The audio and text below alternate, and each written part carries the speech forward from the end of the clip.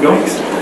Okay, technology is working. Good evening, everyone. Hopefully you can all hear me. I don't know how good the audio is. My name is Charles Curl. I'm the chair of the Design Advisory Panel this evening. Our first meeting of 2021, and probably it feels like our 10,000th Zoom meeting, but it hasn't been that many. So we have, I'm calling the meeting to order. We have the recording up and running and the live streaming. We have an agenda in front of us. There's a couple items on it, one presentation and some minutes to be adopted. Could I have adoption of the agenda motion, please? So moved. Tony, seconded. Kate. And everybody else, all in favor? Yes. Great, thank you. Did everyone get the minutes from our December 15th meeting? Have a look at them. Any comments, questions, amendments? No? Could I get a motion to adopt those minutes, please? I'll make that motion. Okay, Kevin, seconded. Marie? And all in favor? Thank you.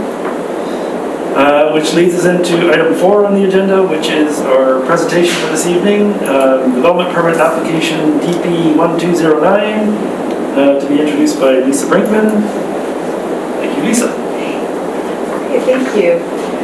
So at this meeting, we are considering a development permit application for a vacant parcel, for development on a vacant parcel at 702 Nickel Street.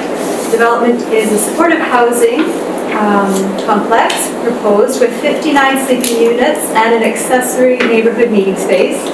This is a BC housing project, and just as a side note, the city has a memorandum of understanding with BC Housing for 6 projects to build new affordable and supportive housing in the city, and this is the first to reach the development permit application stage. So you may see more of these coming up this year, FYI. This property at 702 Nickel is zoned Community Corridor 343 and falls within Development Permit Area 9 for multifamily development. The General Development Permit Area Design Guidelines apply to the proposed development, and there are guidelines in the South End Neighborhood Plan that are also to be respected.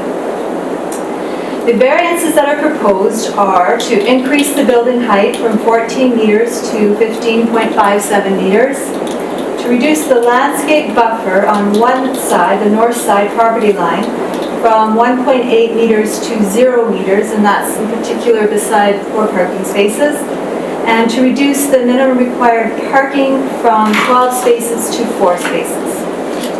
So that's my short introduction. Okay, thank you. I believe the applicant is going to do a presentation and probably will want to take control of the screen. I think that's, is it Mike or Michael? It's Mike. Mike. But you can call me Michael as well. If I'm able to share my screen, I'll just try it here. I'll make sure that... Yeah. Oh, good. Yep. Good. All right, so you're seeing the title flash screen there.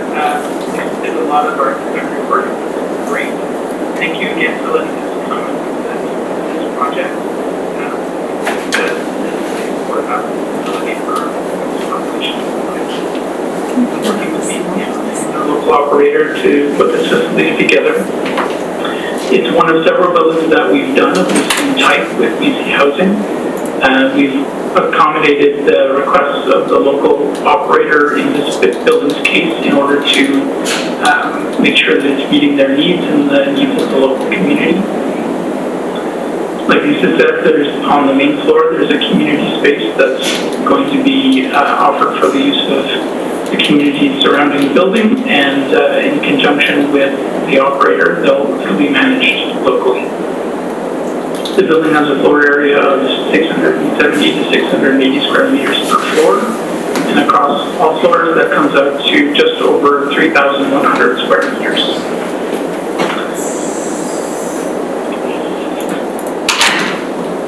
The site is located on 702 Nickel. It was an old gas station.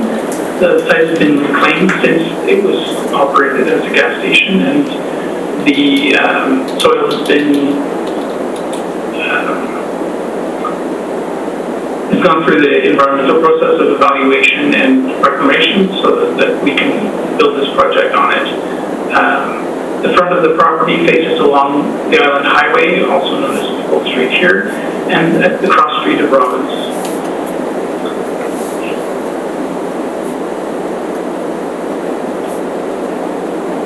The site itself is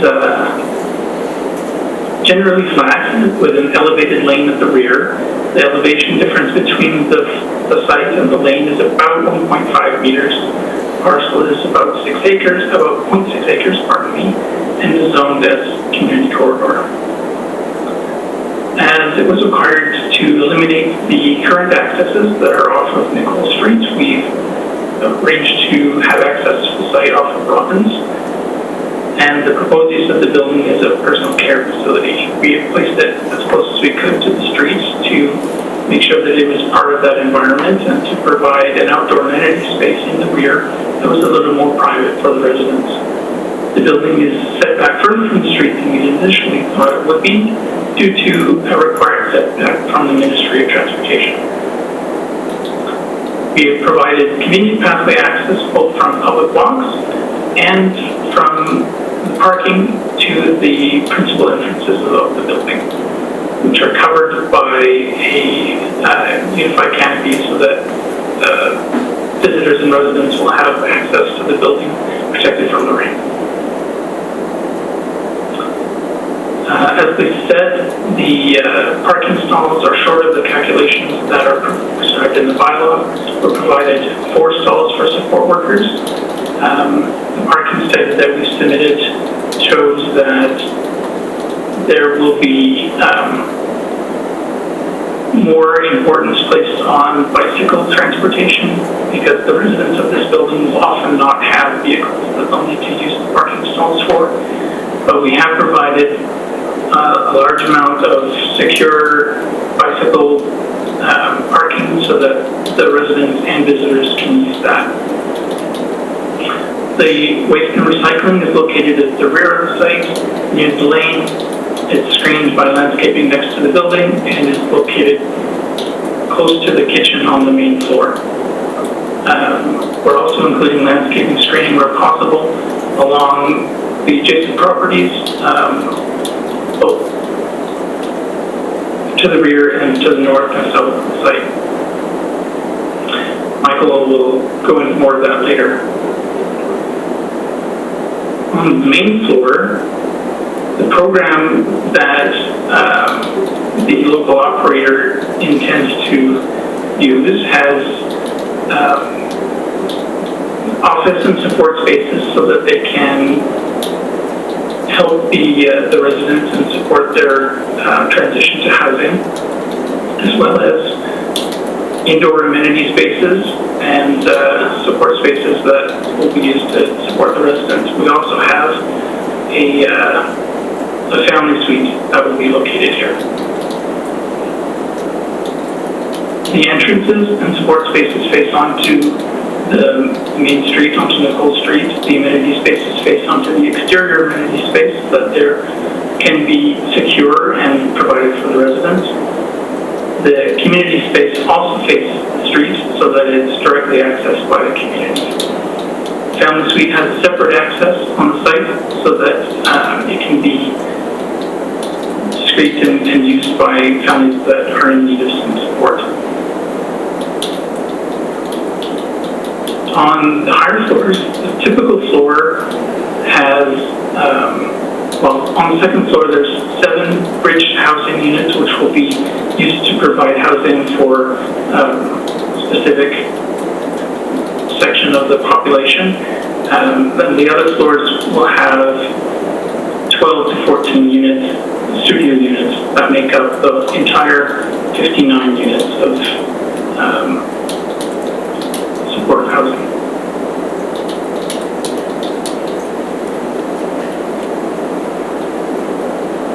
The maximum building height for this lot was 14 meters. Due to modular building, the structural requirements of each module tend to make each floor a little bit taller than standard building. So we are a little bit over the allowed amount of height. The entryways are covered by a unified canopy to keep the building united, but each individual primary entrance is indicated by the massing of the materials. We want to make sure that the building didn't seem overly tall, so we took the mass of the building and we broke it up with the different materials, using the wood look material to set back the top floor and indicate, like I said, the primary entrances of each of the uses. We broke up the massing further with the gray side elements and made sure that we were using durable, long-lasting materials that will fit well into the surrounding community. You can see the landscaping that we've proposed is completely surrounding the building and attempts to screen the sensitive areas that include adjacent properties, waste recycling, and parking. And Mike will tell us more about that in a minute.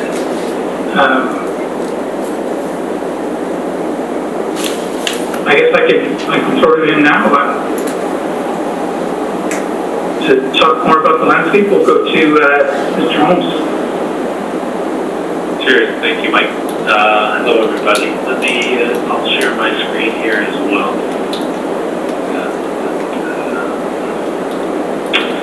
If I can find the icon.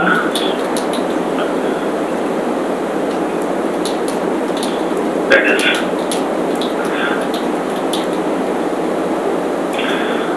Let me know when this comes up. I'll just maximize that. Can you see my screen okay? Yes. Okay, great. And you can hear me okay? Good. Okay, thanks, Mike. Yeah, what I'm going to do is just run through the general approach to the landscaping and the site and how it sort of works with some of the preliminary functioning of the building layout and the needs of the residents. Before we sort of dive into the landscape, there's a couple existing site conditions that I just want to identify. I know as it was a previous gas station, there wasn't much there on the site we need to be conscious of. But to the, I guess it's the northwest corner of the site, there's two large existing trees that are adjacent to the laneway. We just identified them as important because they're significant sized trees that when the laneway gets constructed and the site access starts, it just needs to, these are sort of significant large trees that we want to make sure we protect and maintain going forward, essentially. As you can see, the rest of the site here is generally devoid of any sort of significant landscaping. There is some shrubs and ground covers near the front, and then there's one large Nugo pine here in the northeast corner that we are going to look to try to save as well. But some of the other ones might be sacrificial in terms of some of the grading and sort of the site layout. So from an existing landscape point of view, it's a relatively simple opportunity for us as we've got a bit of a clean slate in terms of trying to create a landscape design that complements the building. Just jumping into the site itself, Michael touched on it already, that the site is generally organized in sort of three zones. You've got the front, which I would refer to as the sort of Nicole Street frontage zone. You've got the parking and sort of the utility zone where we've got parking, garbage, bike facilities, and then at the rear corner of the site we've got the residential amenity site.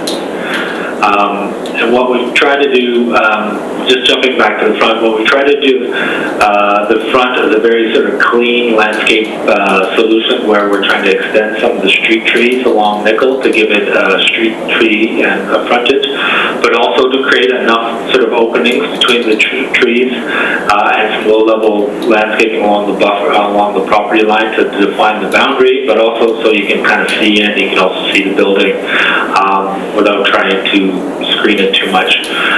We are looking at providing more sort of intense shrubs and ground covers in and around the parking area to try and screen the parking somewhat from Nicole Street.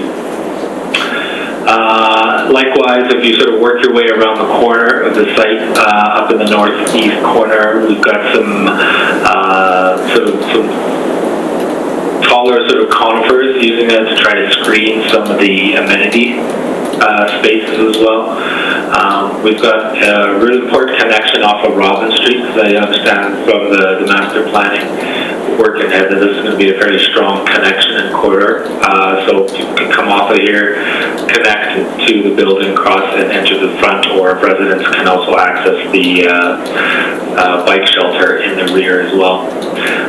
As you work your way to the back amenity space, it's divided into essentially two areas.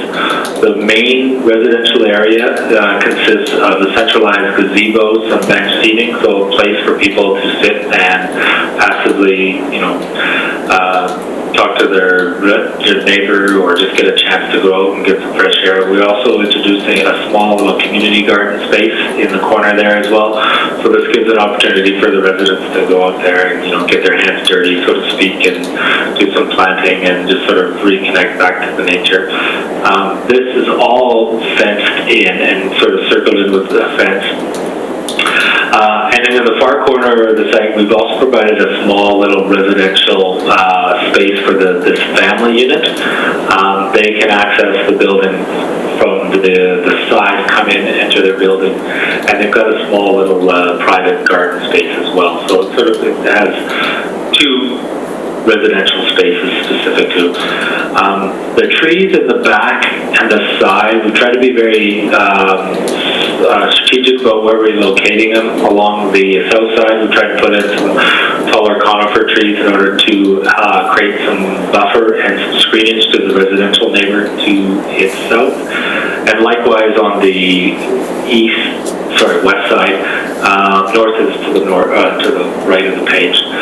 We've tried to locate some of the shade trees strategically as well, so that the residents along this edge can't necessarily see into the building, and likewise the residents in the building also get some sort of blocked view, so they're not necessarily looking into the residential neighborhood next to it. And then, what we've tried to do in terms of plant materials, try to be very regionally specific and native species as much as possible. Nothing terribly elaborate, very sort of the region of the place species that we're looking at introducing here. But what we do want to do is try to give the building a bit of a foundation and sort of make it sort of look like it sort of ties into the existing community as well. And, that is sort of the landscape design in a nutshell as well.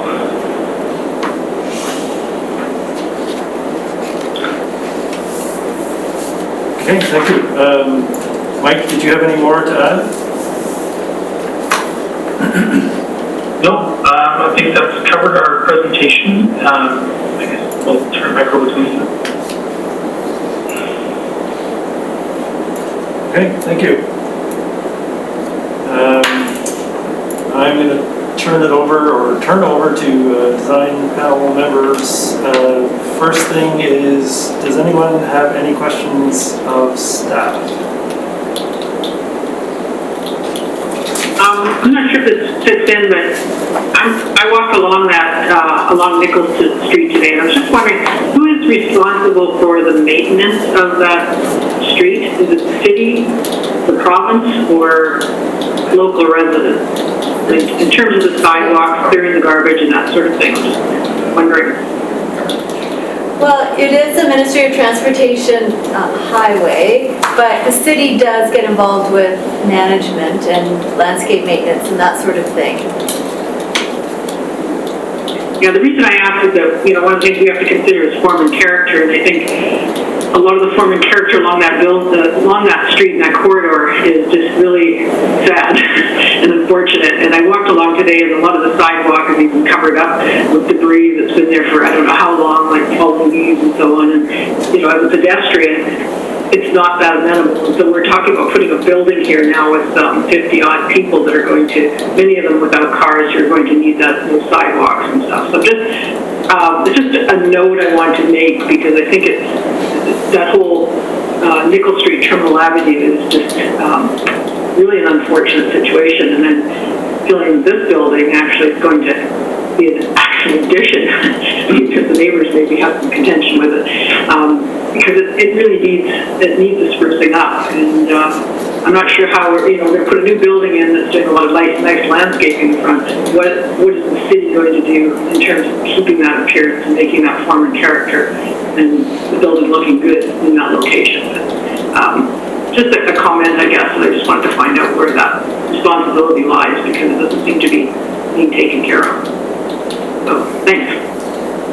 Okay, thank you. So I will open it up now for questions, comments to the applicant. I'm going to scan around and start with Kate.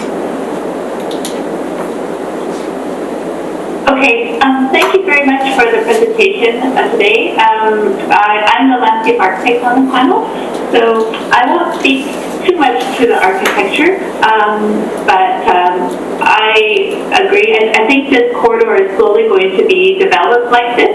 We saw a project at the end of last year that's across the street that has a similar look and feel, so I think this is going to fit into the sort of future context of Nickel Street. I did have a question for the whole team and the city, actually. I think I may have answered the question, though, in looking at your elevations. We had a project come through on the opposite side, as I mentioned, and they were able to push the sidewalk into their property and I know there was a rationale because there was existing street trees, so they were providing better conditions for those existing street trees, and they brought the sidewalk onto their property. But I think it was actually an excellent move, because one of the problems I find with Nickel Street is it's so narrow, the sidewalk is so close to the traffic, and any opportunity to do something like that I think would be beneficial to the overall sort of feeling of that street. And I don't know if that was ever brought up or entertained, but I can see that there's quite a grade change, so maybe it's not even possible. At first it looked like you could, but then I realized I have a feeling because of the grading it's not possible, but I just wondered if that was at all entertained. That's my first kind of question. Yeah, we did look at incorporating the sidewalk a little bit more. I know how you mean with a major road having the sidewalk directly adjacent to it. It's not always the most pleasant thing to walk on. But you're right in that you have also pointed out the reason why we haven't done that. We do need all of the elevation change that we can get on that front edge. So we need the depth that we've got. Okay, yeah, I was sort of afraid of that. It's really unfortunate, but so that was my first question. I did want to comment that I really like your covered entry points to the building. I think that works really well in our climate and is really considerate. And I appreciate that I have a sense of the clientele that you're working for, and that you're providing some outdoor space. And I'm really intrigued by this sort of family unit that you're creating. I haven't seen that yet. I think that's interesting, where they have their own yard, little backyard space. But speaking of the landscape, I would like you to consider, if you're adding community garden space for the residents, to remember that there are tools and dirt and compost and all of this, and that you have the appropriate amenity or facility to accommodate that. I think sometimes that's overlooked, and people cram in these little community gardens, but there's nowhere for the tools or the dirt or the compost. So just as you develop your design, to make sure to be conscientious of that, so it's actually properly used, or it will just become kind of like a whatever space is not used as intended. And I noticed on we have the older landscape plan, and so it's sort of, you've adjusted it a little bit from what we were sent, and I hope you will include more seating areas. So on the plan, I don't know if the new plan has benches or not, but yeah. Yeah, no, it does have benches. Okay. It didn't quite resonate in this latest. This latest design was that we showed today, presented today, was a bit of a result from the public engagement meeting. So there was some preferences in terms of orientation and spatial layout. So we sort of tweaked it. We tried to keep all the essential design ideas there, but you're right. There is benches. They're just not clearly shown in there. Okay, well, I would encourage you to be generous, because as we've seen, outdoor public spaces become more important, obviously, and having more little spots to sit, even as the staff had mentioned, contemplating that on the Nickel Street side, near the entryway, often someone will be waiting for a taxi or their friend or that kind of situation, and accommodating it is helpful. And I did note, though, you did change your, on the Robin Street, near the building that says heat treatment or something, whatever that is, that you do have it so you can now walk out to the sidewalk. And I think that's important. Is that the way how will the public access your, is the community space on the front of the building on Nickel Street, or is it? It's in the rear of the building. Nickel Street is the front and not. Oh, okay, so that's how the community will. Yeah, so and the access. Okay. Yeah, exactly. So. Okay. So if you were to catch a bus along Nickel Street and get off, you would walk up, north and south up Nickel Street. Okay. There's multiple entry points off of Nickel Street as well. So depending on which side you can do it as well. But if you're coming from the other side of the 9-Mile, you come down Robin Street and access the site that way. Yeah, I think it's always good to have that not on the driveway access there, so that's good. And then my other question is just, or more of a comment, as you develop your planting palette, you said you would use sort of regionally specific trees and or plants, and I'm just going to assume what you're showing is kind of preliminary, but I was curious, because you had alders on there, and what your thought was about including alders. Interesting question.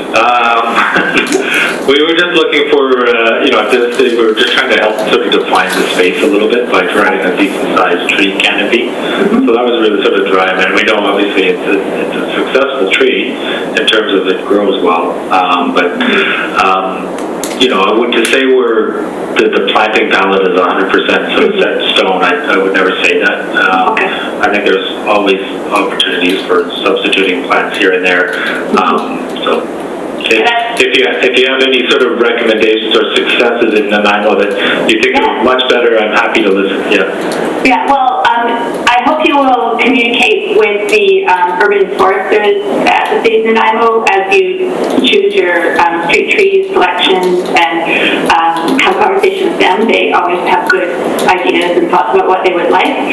But I do want to remind you, I think you're in Vancouver, right? I've just recently relocated. I'm in Victoria now. Oh, okay. So I'm not on the island. Yeah, so we are drier. We are in the rain shadow, and so my comment about alders was that, as you know, it's I don't want to go into a long discussion around alder trees, but they're not a long-lived tree. They're kind of they shed branches, they're a bit messy, and so for this kind of project where maintenance and time spent on maintenance is probably going to be very important to the operator. Reduce time. I don't know if it's the right tree. And I thought, are they trying to do a kind of, I think it's an appropriate tree when you have a lot of space and maybe you're contemplating a sort of restoration sort of approach or successional approach to your tree growth. You have other trees coming up after. But I just thought, for this project, given it's so small, you may be able to choose some other deciduous trees that might have a longer life and be less maintenance. Definitely consider that. I think the main objective was we're just trying to define the space and provide Yeah. opportunities for shade. So I think we've got a couple options out there. Yeah, and the arborist will note to you that, you have the cornice, that you've used the Eddie White Wonder. They're very specific about that. Okay. Yeah. I know we did get a comment on one of the spruce trees already. So Yeah, well, that was my other question. I thought they were a bit, it was unusual. It's unusual for us to see spruce also in projects here in Nanaimo. But I don't want to limit you too much, so I want you to... That's probably my Alberta roots putting in a spruce tree. Yeah, more West Coast Yeah. Okay. than East Coast of islands. But thank you very much. I think this project will be good for the way Nickel Street is developed. Great. Okay, thanks, Kate. Tony?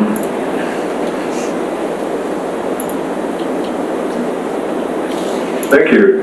Excellent project of itself and its location.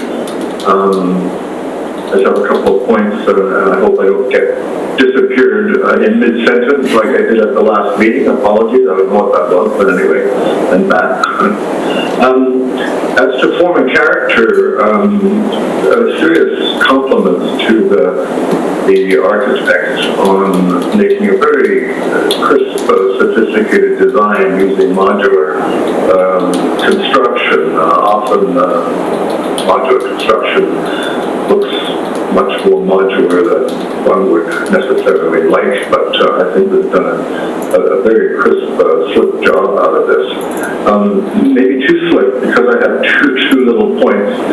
You show a huge expanse of the wood finish upper portion of the building, and I just wondered in reality whether there are going to be a certain number of joints and connections and reveals and all that kind of stuff, so it wouldn't look quite as a pristine sheet of brown wood as you're showing in your rendering. I hope it will, but I just wondered about that point. And the second point, I know why you did it, but I find the frames around the lower portion of the building quite heavy, and I just wondered if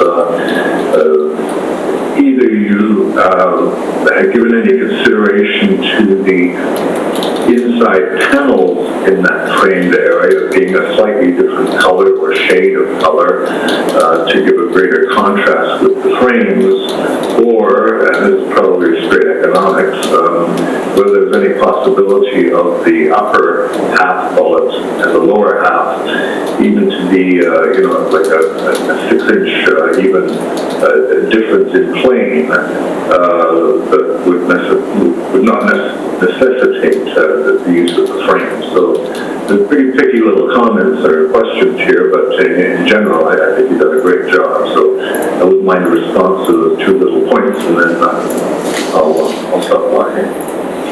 All right, well, thank you very much for the compliment. You're right in that the economics did drive the approach of having them be in the same plane. The frames themselves are also economic in part, in that they help the modular supplier to build and finish the material in their factory. And then when they place it on site, they're able to achieve a more efficient and more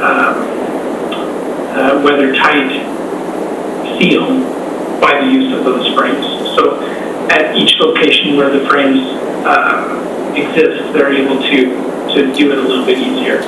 So we try to walk the supplier a little bit past their comfort zone with the materials that we've chosen, and to get them to include more of this wood look. The wood look material it will have a little bit of a break probably on the upper portion. You'll see where some portions will start and stop, but we found that overall it actually comes out looking very much like wood plank, as that's similar construction. It's wood plank material and dyed to look like look like we would.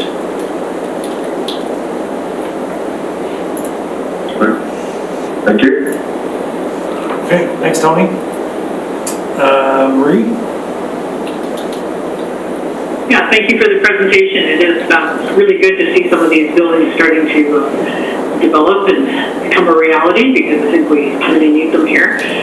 We didn't mention at all the neighborhood involvement and so on. Have you said there was you had some consultation, and is the neighborhood feeling okay about you building in that spot and that part of the neighborhood?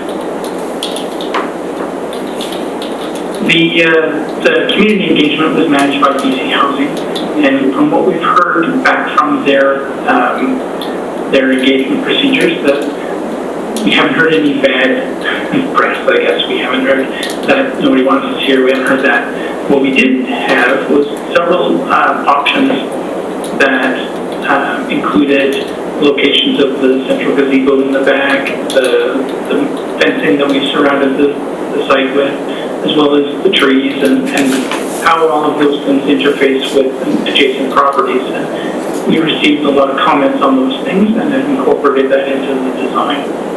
Good. Yeah, and I think you've done a great job of citing the building and considering those things. You've got the laneway, of course, at the back, which gives you a little bit of space, and I think you've done a great job of trying to fit it into the neighborhood, and I think it's going to be a really great, very much needed addition.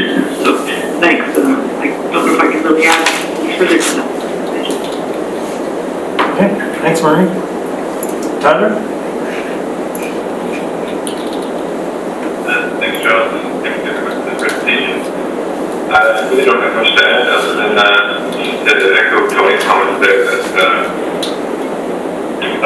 actually quite a sharp looking building. When I first saw it, I know this site obviously for a few years, thinking of it, and when I saw the address, I was really pleasantly surprised actually when I saw how the renderings for the modular units. So thanks very much. Okay, thank you. Kevin? Yeah, thanks for the presentation. Really nice project. It's really nice to see more of these projects being proposed along Nickel Street and also along Halibert.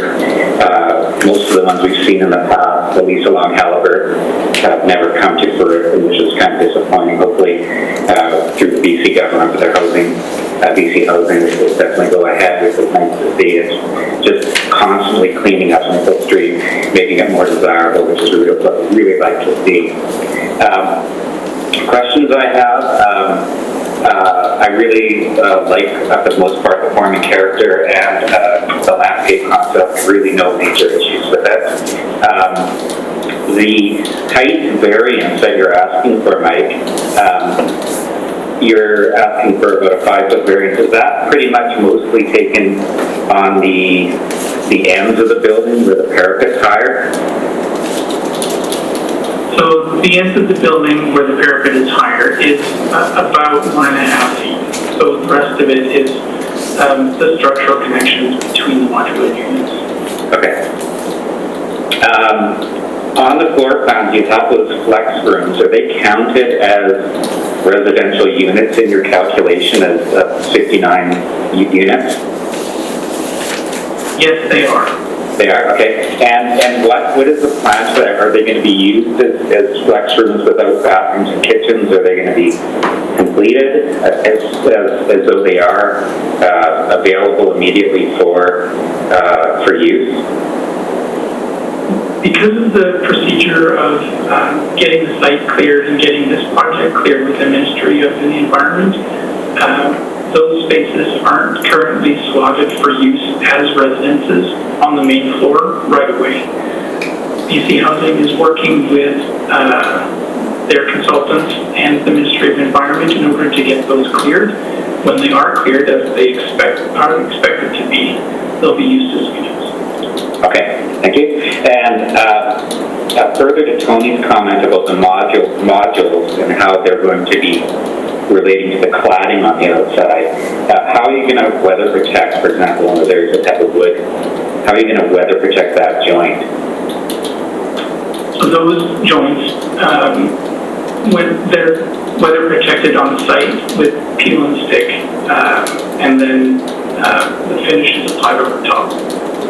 Okay, so then the siding will abut to one another on the outside. Okay, and was it wood that you're putting in? Or is it going to metal? It's a wood look hardy board. It's a cement board. Okay, good. So you don't have to worry about shrinkage or anything like that. Most of my other concerns are in the staff comments, so I just probably recommend that you review the staff comments and maybe try to address those as best you can. The one that kind of jumps out to me a bit is how the front facade really has kind of, because of the repetition of all the same window sizes on the top 3 floors, it gives it kind of an institutional type of feel, and city staff commented on trying to make that a little bit more of a residential feel. And I'm not sure if you read that comment from staff, but I think it is one that could be justified, but I would like to hear your comment on that.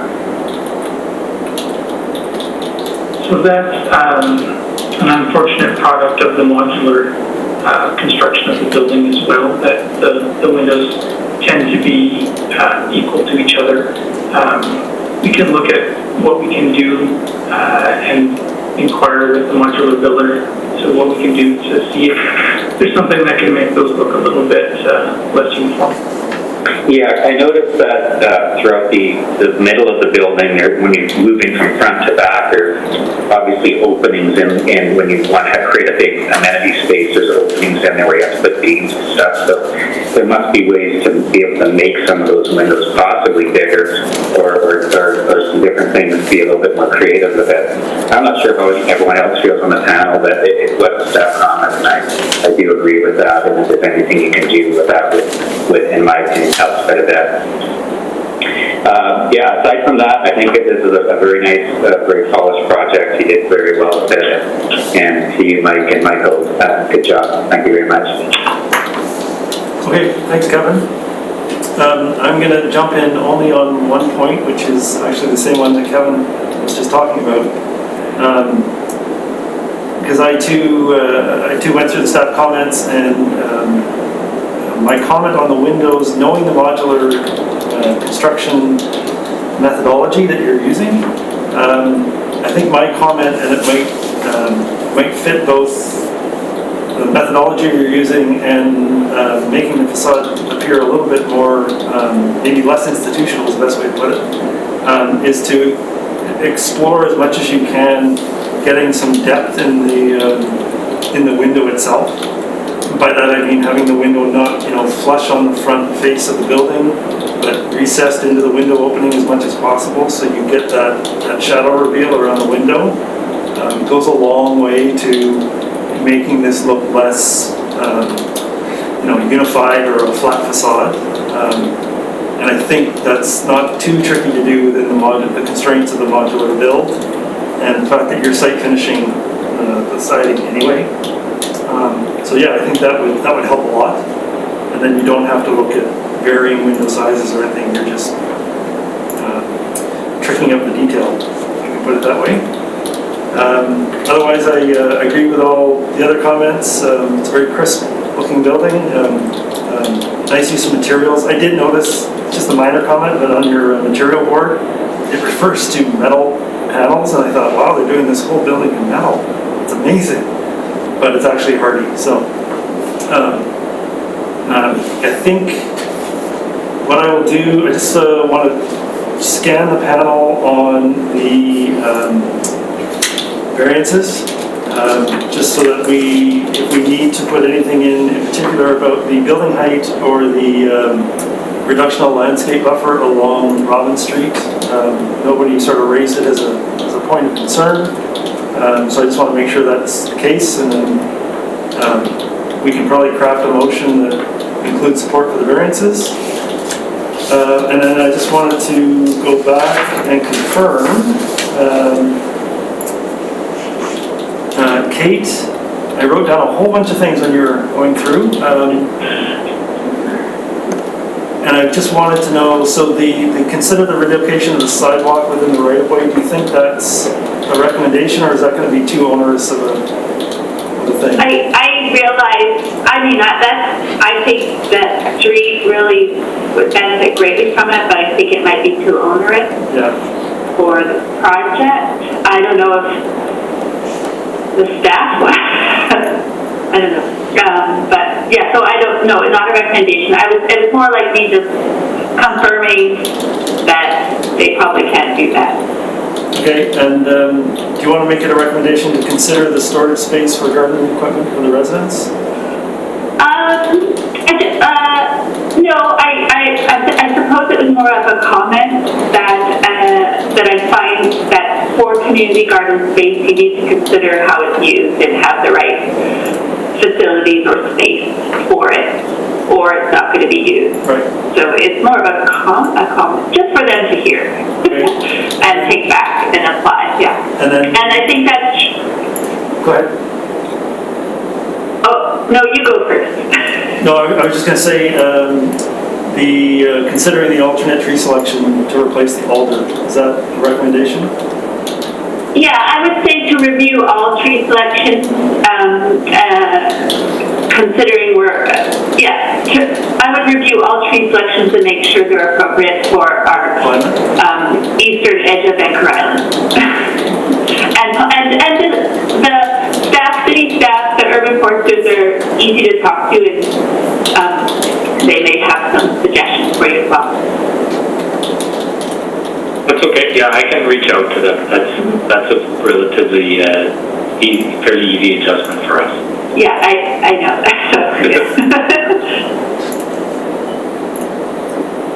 Okay. Okay, I think the only other one potentially, and tell me if I missed one, but the only one I think maybe if we put in a comment about considering the detailing of the windows on the front facade.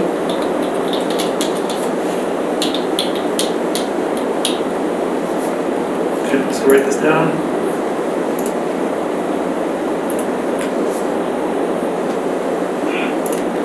Would that be just to introduce a little more irregularity or a little less institutional of a look? Yeah, I think Charles, maybe we shouldn't be too specific and just write something up that would be similar to how staff commented on it, and maybe giving a better, give the Nicholl Street elevation more of a residential feel and less of an institutional feel. Okay, and I think that's almost verbatim what is in staff comments, so.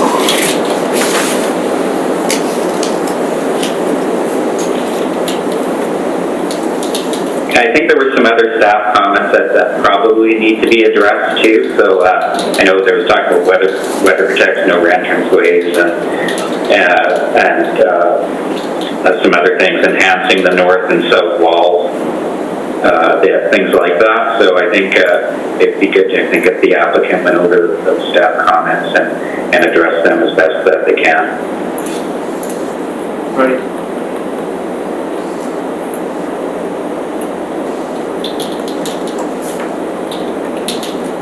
And always with the issue of adding interest and articulation without adding cost. It's always a fun game.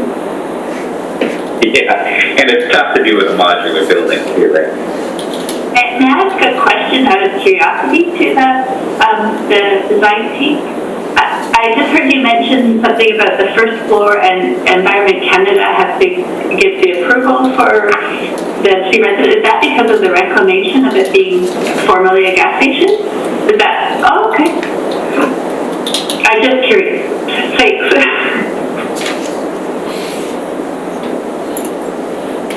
Okay, so I think what we have is potentially a motion someone can put forward that with basically two recommendations.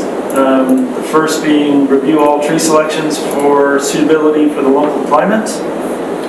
And the second one being give consideration to staff comments in the report. And with not approval, but support for the variances? I'll make that motion. Thank you. I'll make that motion to accept it as presented with those recommendations and support for the variances. Second. Tony seconding. Any further comment or discussion? Kate? No, I have a comment after to ask them. It's just a curious question. So, all in favor? Any opposed? None opposed? Thank you very much. May I ask, do you already know who's manufacturing, who's building this for you, who's the modular building? It's NRB. NRB, okay. Are they in the, sorry, I don't know. Where are they located? They were formerly called Horizon North. Okay. I see, okay. Good. Yes, Charles, I have a question too. It isn't related to the actual building, but I'm curious myself. There was mention that Robbins being an important connection. I was just wondering, is the future plan, does it contemplate a crosswalk across Nickel Street?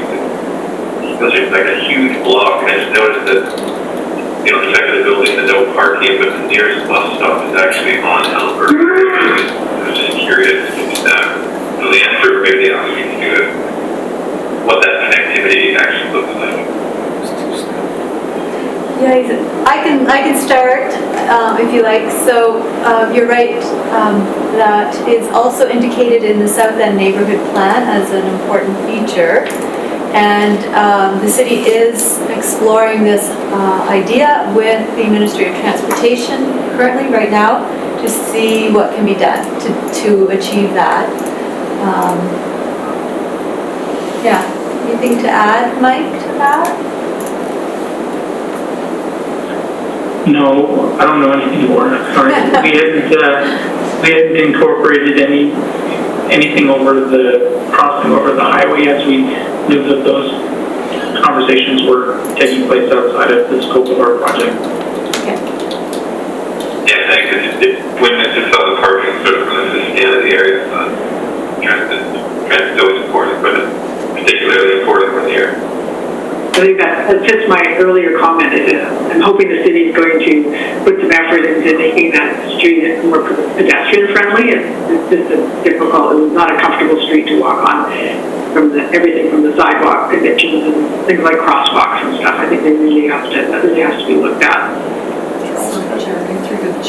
Yeah, sorry, could I just make a comment? Yes. Maybe I'll just add a little bit too. This is Jeremy here. To further to Lisa's comment, so staff are exploring with the Ministry of Transportation. It is a provincial highway, Nickel Street as well. We have encouraged BC Housing as a provincial body to have a dialogue with the Ministry of Transportation about that as well. So that's we're working on that. It is in the South End plan as a future desired crosswalk location, as Lisa mentioned. So being a highway, it's challenging, but we are working on that and hopeful it'll be a Ministry of Transportation decision at the end of the day, but we will pursue that as much as we can. Yeah, a few years ago there was a whole plan proposed for Terminal Avenues, and somebody from the city, there was a presentation and what happened to that? It disappeared. You guys know about that? It's the Nickel Terminal Reimagine vision. That's again, it's something that takes a lot of coordination and obviously financial input as well, but coordination with the Ministry of Transportation. That being a provincial highway, it's challenging, but we continue to work on that. Yeah, I hope so, because it's the entrance to the Nile, and it really would be nice to look a lot better. Okay, thanks. Okay, I'm going to suggest that we just covered all of the other business on our agenda. Unless unless anybody else has other business. Seeing none, I'm going to call for adjournment of the meeting. Good night, everybody. Good night, thank you all. Good night, thank you. Have a good night. Thank you.